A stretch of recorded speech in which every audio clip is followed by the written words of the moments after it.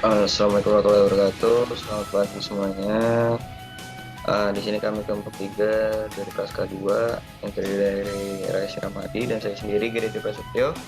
Badru Mario akan memaparkan sedikit terkait desain kami, yaitu Elegant Race Zero Building. Next. Nah, ini ada merupakan spesifikasi rumah. Itu rumah untuk keluarga 6 orang. Rumah terdiri dari 3 lantai, 1 ruang tamu, 1 ruang keluarga, 1 dapur, 3 kamar tidur, 3 kamar mandi dengan luas area terbangun memiliki luas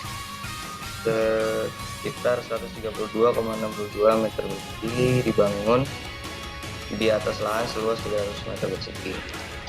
Oke, untuk lokasinya sendiri itu berada di Jalan Kavling Surya, RT 02 RW 05, Kedung Jaya, Bogor City, West Java. Ini merupakan lokasi perencanaan dengan kondisi lapangan dekat dengan GBKP Perunggun Bogor, memiliki akses langsung dengan tol Jagorawi, peruntukan masyarakat berkeluarga. Oke, selanjutnya ini ada spesifikasi rumah dari tampak denah. Ini ada di lantai 1, di lantai 2, dan di lantai 3. Oke, yang pertama ini akan kita bahas terkait Green Building Council Indonesia atau Green Shift dari tepat guna lahan, kategori tepat guna lahan. Nah, yang dibahas di kategori tepat guna lahan itu sendiri itu ada kesesuaian lokasi, area hijau, infrastruktur pendukung, area dasar hijau, pengendalian hama, transportasi umum, aksesibilitas komunitas, dan penanganan air limpasan hujan. Nah, dari kesesuaian lokasi itu sendiri ini sudah sesuai dengan peruntukan kawasan pemukiman RT RW Kabupaten Bogor. Nah, untuk area dasar hijau itu sendiri, menurut Peraturan Daerah Kota Bogor Nomor 8 Tahun 2011 tentang RT RW Kota Bogor 2011-2031, koefisien daerah hijau atau KDH minimum itu 10%. Nah, sedangkan di desain kami itu KDH menyentuh hingga 51% sehingga sudah memenuhi. Nah, ini merupakan tampak dari area hijau dari desain kami dengan perbandingan luas vegetasi dan luas bangunan itu sebesar 51% banding 41%. Nah, ini merupakan infrastruktur pendukung, yaitu ada jalur jalan, jalur air bersih, jalur drainase, jalur pedestrian, jalur penerangan, fiber optik, sistem jalur pembuangan sampah, dan jalur telepon. Nah, kemudian untuk aksesibilitas komunitasnya itu sendiri, itu ada bank atau ATM, tempat fotokopi, masjid, pos keamanan, supermarket, gereja, rumah makan, gor bulu tangkis, kelurahan, hingga sekolah. Untuk transportasi umumnya, akses menuju rute angkutan umum atau angkot dan bus itu berada dalam jangkauan 500 meter. Untuk penanganan limpasan air hujan, terdapat talang air hujan pada atap dan drainase pada green roof, pada gambar. Nah, untuk tabel hasil approach site development itu mendapatkan poin 10. Nah, kemudian selanjutnya kita akan membahas terkait efisiensi dan konservasi energi. Di mana ini yang dibahas itu ada meter listrik, analisa desain pasif, submeteran, pengondisian udara, reduksi panas, piranti rumah tangga hemat energi, kemudian ada pencahayaan buatan, dan yang terakhir itu sumber energi terbarukan. Nah, yang pertama ini ada meteran listrik. Di sini ada meteran listrik baik dari listrik jaringan maupun dari listrik swadaya. Kemudian kita menggunakan solar panel sebagai media dalam memanfaatkan energi terbarukan. Nah, untuk perhitungan konsumsi listrik itu sendiri didapatkan total sebulan itu sebesar 360.373. Kemudian untuk perhitungan konsumsi listrik pencahayaan itu didapatkan total tagihan listrik sebulan itu sekitar 832.066 sekian. Nah, untuk pencahayaan buatan itu menggunakan lampu LED untuk pencahayaan di kamar tidur, pencahayaan di ruang keluarga, dan pencahayaan di ruang tamu. Nah, untuk pengondisian udara sendiri itu kita tidak menggunakan AC sehingga kita memperbanyak ventilasi. Nah, untuk reduksi panas, untuk atap kita menggunakan bubble foil, dan untuk plafon kita menggunakan gypsum board. Untuk lantai kita menggunakan kayu parket. Kemudian ini merupakan tabel energi efisiensi and conservation, didapatkan nilai sebesar 11. Nah, selanjutnya itu ada konservasi air. Di sini kita akan membahas meteran air, alat keluaran hemat air, penggunaan air hujan, penggunaan air limbah, dan terakhir irigasi hemat air. Nah, untuk meteran air itu sendiri dilakukan perhitungan konsumsi air, dan jumlah itu total 150 liter per orang per hari. Nah, sehingga didapatkan kebutuhan air rumah tangga atau GDAM itu untuk per bulan sebesar 27.000 liter per bulan. Nah, untuk alat pengeluaran hemat air itu kita menggunakan water closet dengan kriteria 4,5 liter per flush atau dual flush. Kemudian untuk shower itu sendiri kita menggunakan shower 9 liter per menit untuk seluruhnya, dan untuk keran itu kita menggunakan keran 7 liter per menit untuk seluruhnya. Nah, untuk alat pengeluaran hemat air lanjutan itu ada pemanenan air hujan dengan kapasitas 500 liter dengan diameter 830 mm dengan tinggi 1105 mm. Keunggulan itu sendiri itu menyediakan swasembada pasokan air yang berkualitas tinggi, lembut, dan rendah mineral. Kemudian mengurangi biaya untuk memompa air tanah, mengurangi emisi, dan merupakan upaya mitigasi dan adaptasi dari perubahan iklim dan pemanasan global, serta mengurangi erosi tanah dan banjir di daerah perkotaan.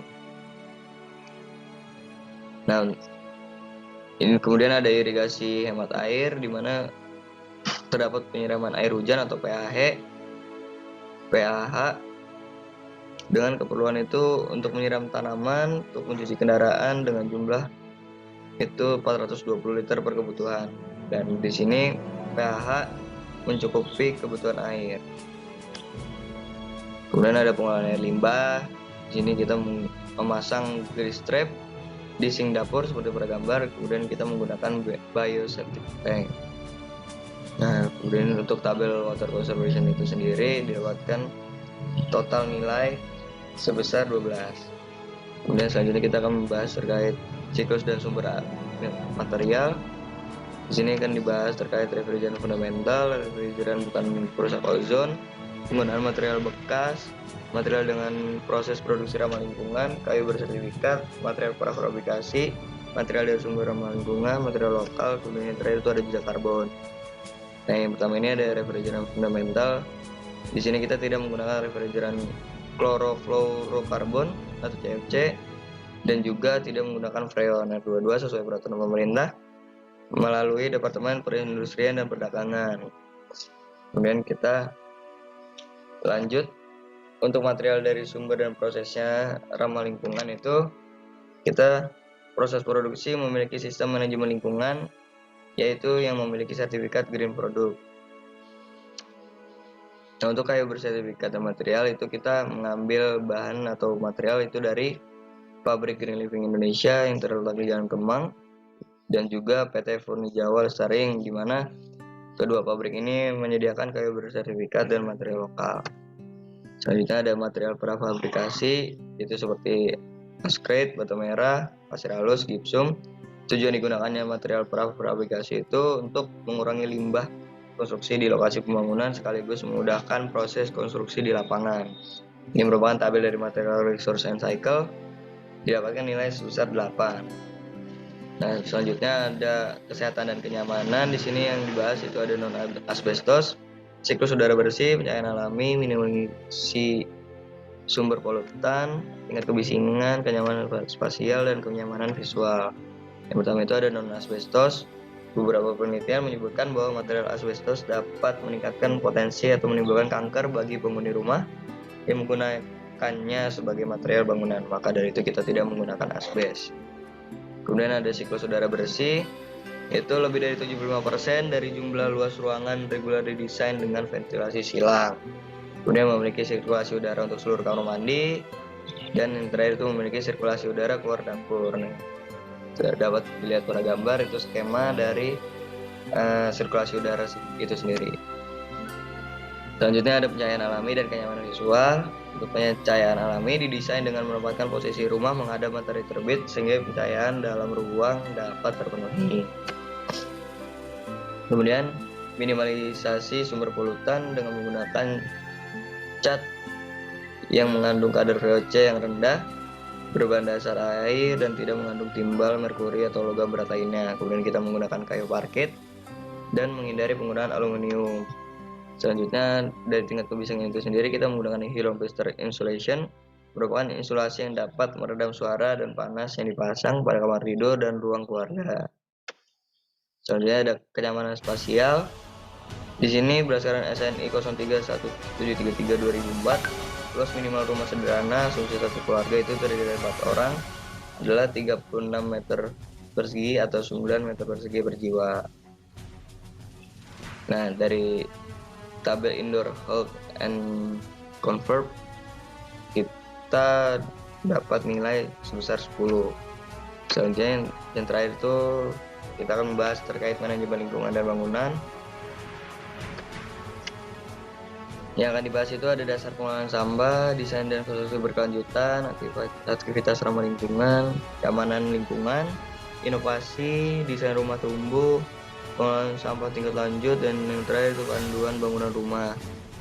Nah, dari dasar pengelolaan sampah itu sendiri terdapat pemilahan sampah organik, non-organik, dan B3, di mana sampah organik itu akan menjadi kompos, sampah anorganik akan dijual ke pemulung, dan sampah B3 itu akan diserahkan ke unit pengolahan B3.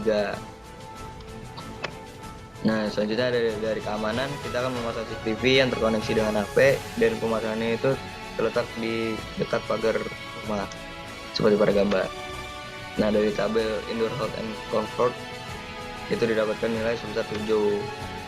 Nah, jika ditotal dari semua tabel assessment, desain rumah yang kita buat itu mendapatkan poin 58 atau memasuki kategori platinum. Sekian presentasi dari kelompok 3, lebih kurangnya mohon maaf. Wassalamualaikum warahmatullahi wabarakatuh.